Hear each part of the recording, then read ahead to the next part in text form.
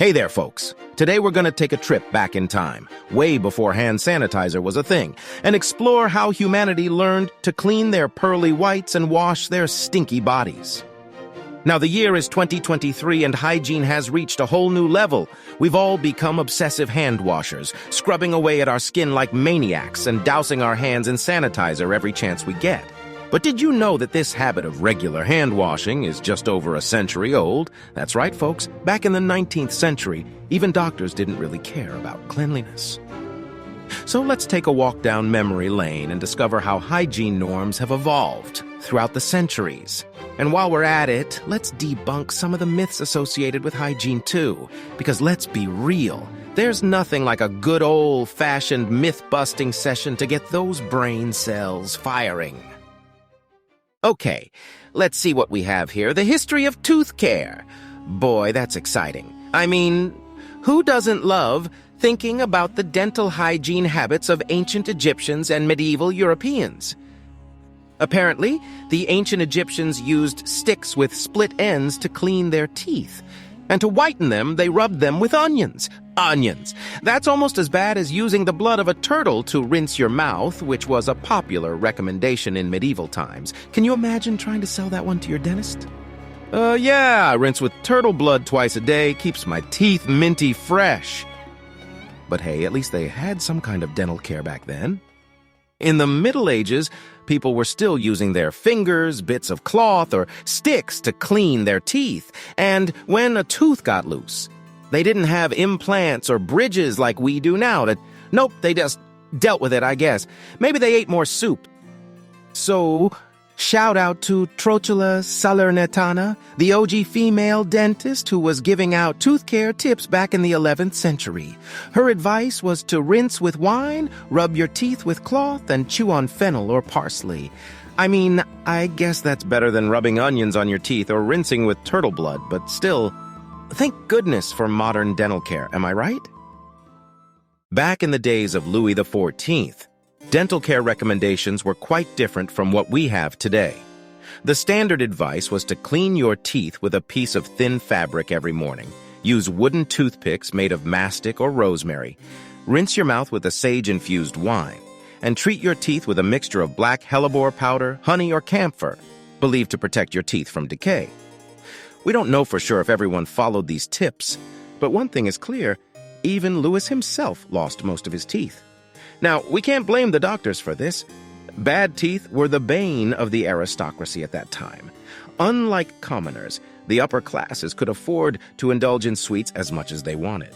And even court physicians could only offer one solution: tooth extraction. But hey, on the bright side, at least the aristocrats could say they had something in common with hockey players. Both groups know what it's like to lose teeth, right?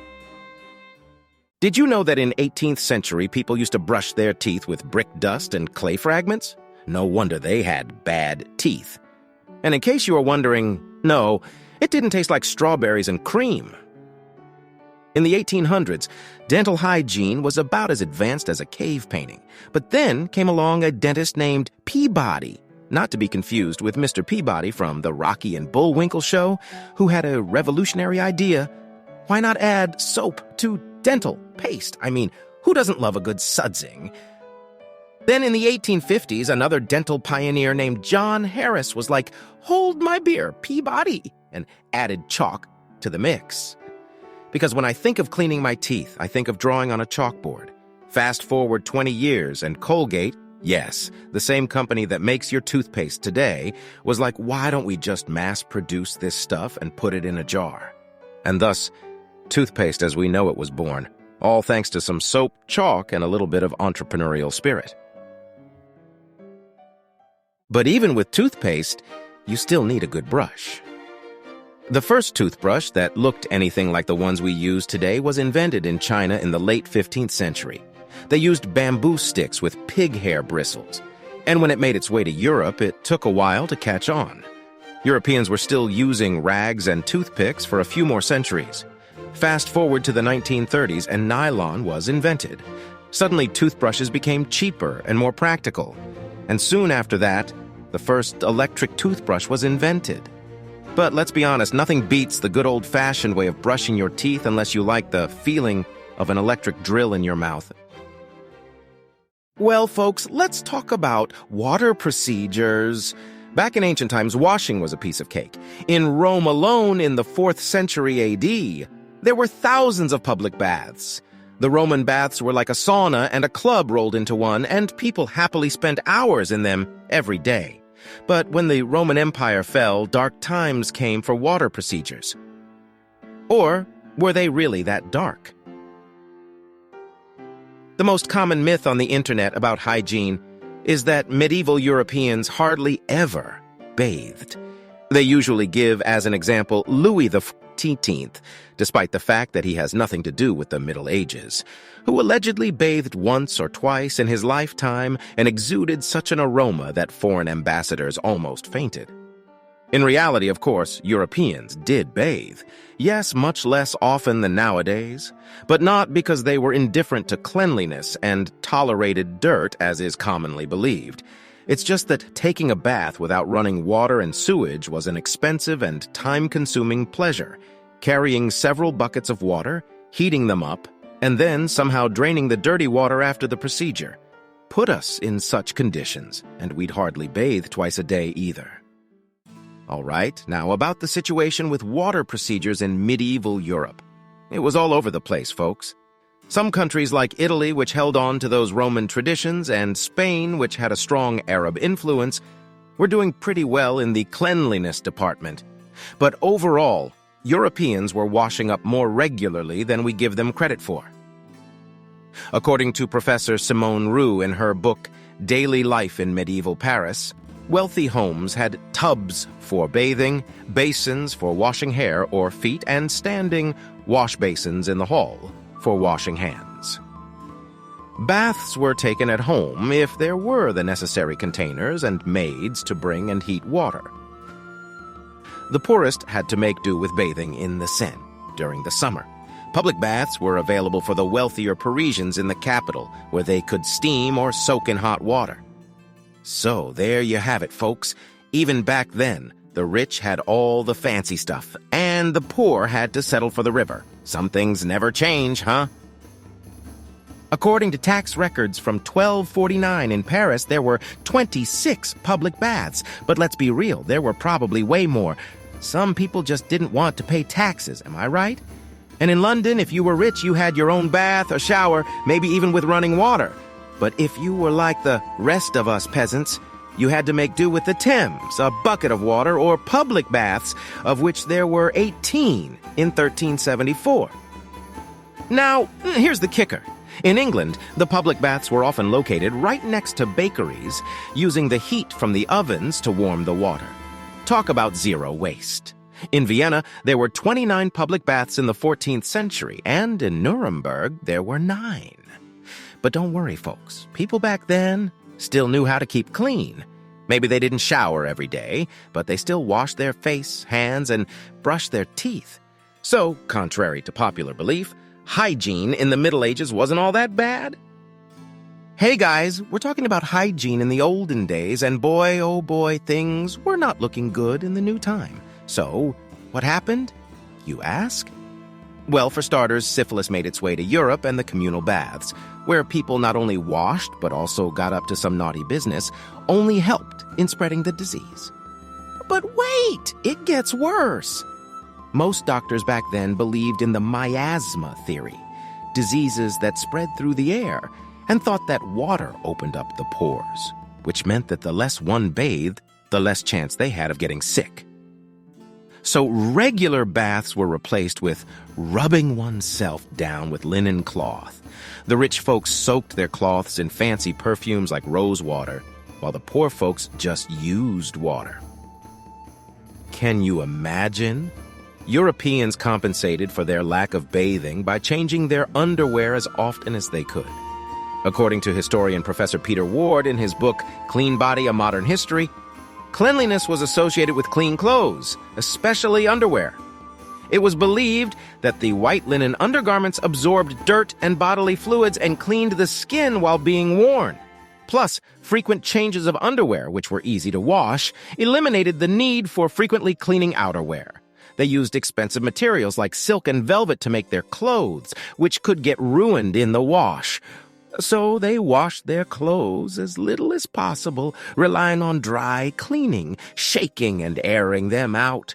Oh, the things our ancestors did to stay clean.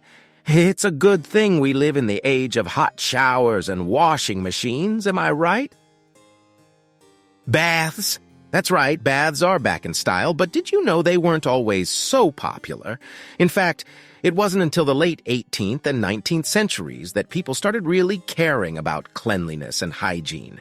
And if you didn't bathe regularly, well, you were probably considered a lowlife. But wait, what about Louis IV? Rumor has it that he only took 2 baths in his entire life. Can you believe that? But according to historians, the Sun King wasn't actually that dirty. In fact, he had a whole morning routine that included washing, grooming, and even a little pampering. And if he got sweaty during the day, he'd have someone wipe him down. Talk about royal treatment. And get this. Louis IV loved to take dips in the river. He even had special fenced-off areas for his own private swimming.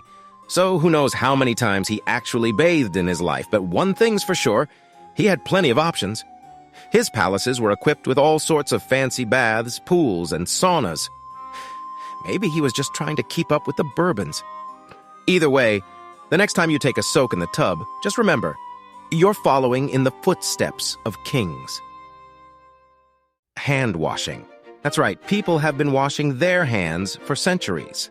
The ancient Egyptians made soap from a mixture of alkalis, fats, and vegetable oils, while the Assyrians used a mix of alkali and castor oil.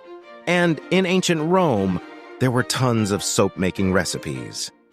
In medieval Europe, soap was produced on an industrial scale from at least the 900 AS and probably earlier, and lunches, at least in aristocratic homes, always began with hand washing. Given that people mostly ate from communal dishes and without utensils, this seems like a reasonable measure. Nobody wants to eat from a plate that's been handled by dirty hands. Unfortunately, people didn't always understand the link between dirty hands and disease. Even as recently as the 19th century, a doctor could finish an autopsy and then deliver a baby without washing their hands.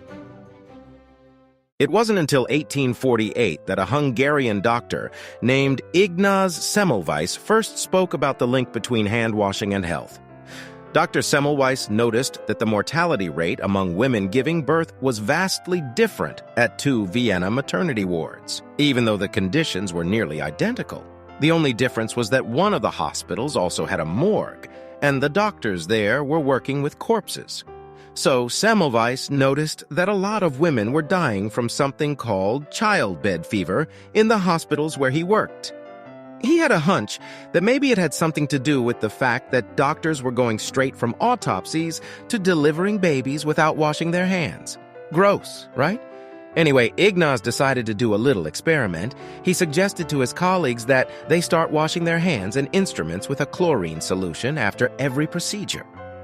Lo and behold, the death rate dropped from 18% to 1%. Pretty impressive, right? But here's the thing. His fellow doctors weren't too keen on the idea that they might be spreading infections.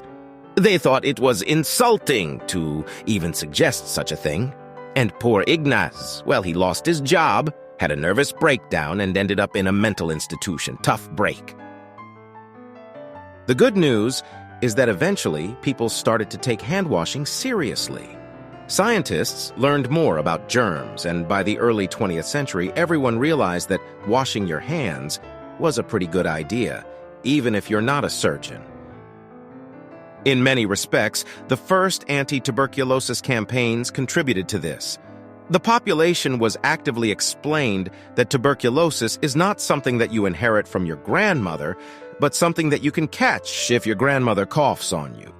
Therefore, it is so important to follow the rules of hygiene, including washing your hands more often. For a while there, people were literally obsessed with hygiene.